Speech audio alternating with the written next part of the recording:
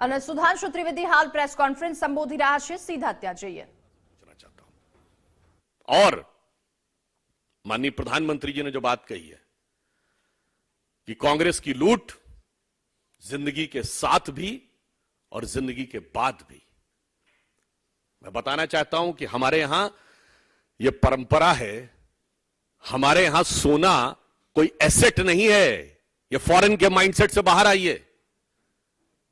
कोई भी हिंदू सनातनी पूजा करता है तो उसमें स्वर्ण रखा जाता है।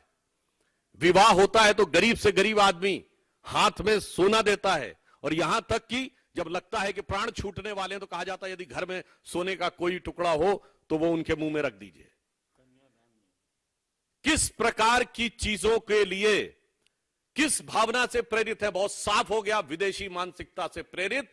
जिसको भारत की विरासत से नफरत है वो भारतीयों की विरासत पर गिद्ध दृष्टि डालकर बैठे। मगर अपनी पार्टी की विरासत परिवार के बाहर नहीं जानी चाहिए। ये वो सारे दल हैं कि मेरी पार्टी तो पीढ़ी दर पीढ़ी ट्रांसफर करेंगे बगैर इनहेरिटेंट टैक्स के, मगर आपसे इनहेरिटेंट टैक्स लेंगे। मैं कांग्रेस से पूछना चाहता हूं, एक तरफ माननीय प्रधानमंत्री जी जन धन योजना के द्वारा 54 करोड़ गरीबों के खाते में धन पहुंचाया उन्होंने, और उन खातों में 2 लाख करोड़ रुपए से अधिक रुपया है, और आप जन जन का धन खींच लेना चाहते हैं।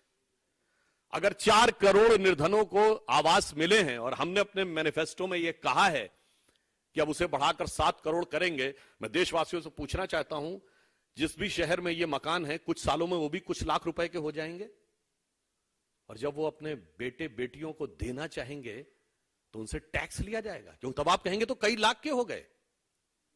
इसलिए हम बिल्कुल साफ कह सकते हैं कि देश की विरासत पर, जब सांस्कृतिक गौरव विरासत की बात आती है तो उस पर इनकी कुदृष्टि होती है, और देश के जन जन की विरासत पर इनकी गिद्ध दृष्टि है। और अब इसमें कुछ बचाव की कोई गुंजाइश नहीं रह गई है। अब इस पे ये कितनी भी सफाई दे लें, जिसे कहते हैं कि बिगड़ी बात बने नहीं, लाख करो किनकोए, रहीमन बिगड़े दूध को मथे न माखन होए। और अब एक बात साफ हो गई, कांग्रेस की गारंटी क्या है। मैं याद दिलाना चाहता हूं, जब कांग्रेस सत्ता में थी, ये सत्ता में आने के साथ ही क्या काम करते हैं।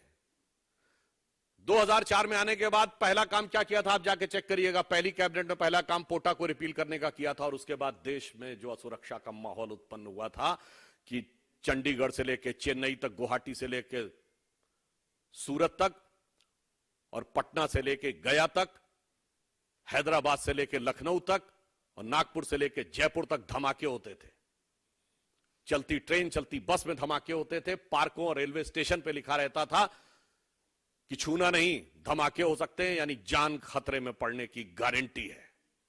और अब जान के साथ आपकी जान और माल दोनों खतरे में पड़ने की गारंटी, यह गारंटी कांग्रेस ने अपने चुनाव घोषणा पत्र से साफ कर दी।